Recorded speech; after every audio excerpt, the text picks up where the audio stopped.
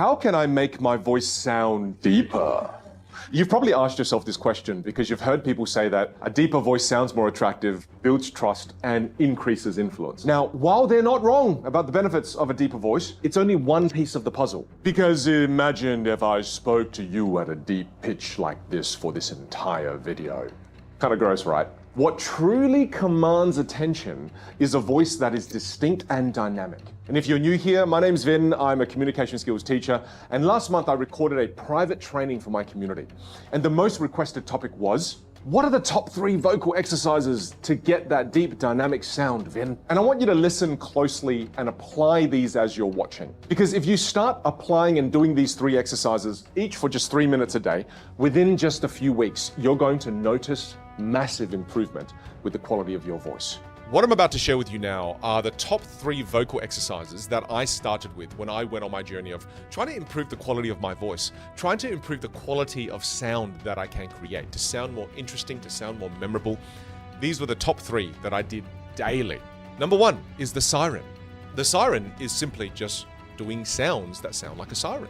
And you can do this with words or you can do this with sound. The siren technique is essentially you stretching the vocal cords, which creates a lot of tension, which allows you to achieve high-pitched voices, and then you release the vocal cords. You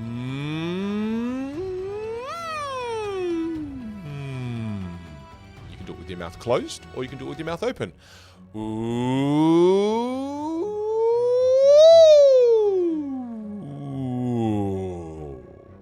go up and down, up and down, up and down. Mouth closed, mouth open. 2 different ways to be able to practice it. You can also do it with words. I'm going to start with a really low voice, and then after that, I'm going to gradually go to a high voice, and then after that, like I said, I'm not going to be afraid to go to the falsetto and go to the highest pitches I possibly can, and then after that, I go all the way back down, and I go really low, and I go low, deep back into the bowels of the chest, and I'm not afraid to sound like Frank Sinatra. And I want to remind you, think of a balloon. A balloon, when you blow it up, and then you let the balloon go, it just goes... That's a really deep sound, right? And that's what happens when you loosen your vocal cords. You're able to achieve a deeper voice. But then when you stretch the balloon and you release the air slowly, you get a really high-pitched sound. What you're doing there is you tension, relax, tension, relax, tension, relax. What are you doing in that moment? You're strengthening your vocal cords. It's the equivalent of a bicep curl. So the more you do that, the more you strengthen your vocal cords. Go up and down, up and down, up and down. Really explore. When you're practicing, you have to push yourself to go to 150%. Because only 70% of your practice follows through into your everyday speaking voice. Play for a good 3 minutes with sound, mouth open, mouth closed, with words, and just really explore your voice. Now, the next activity I'm going to share with you is lip trills. And lip trills is you doing this.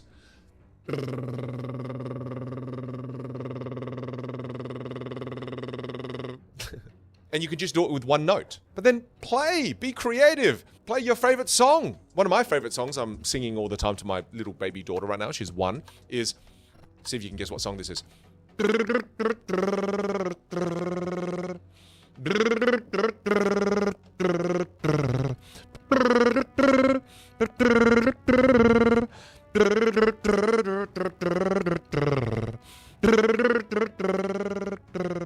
Play with the lip trills at different volumes, different pitches. And what does this do then? Why am I doing this? I think the why behind it is absolutely important. The why is when you're doing lip trills, you're creating vibrations with your lips. You're directing the sound so that it happens around your lips. What is that for? It's for vocal placement. You're learning where to place the voice optimally so that you can create really good sound. Whereas a lot of the times people, they're producing their sound from the back of their throats, because some people speak with their voice in the back of their throat. Sometimes people sound really nasally.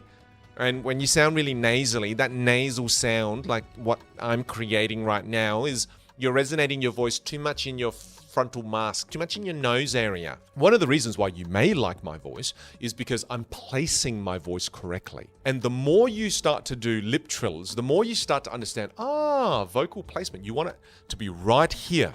The vocal placement happens right where your lips are. That's lip trills. Do that for 3 minutes. Before I go over the last vocal exercise, I want you to realize that your voice is an instrument. It is. It's one of the most powerful instruments in the world. And I want you to think of vocal exercises like tuning an actual instrument, like this guitar. By the way, side note, this guitar is a gift from one of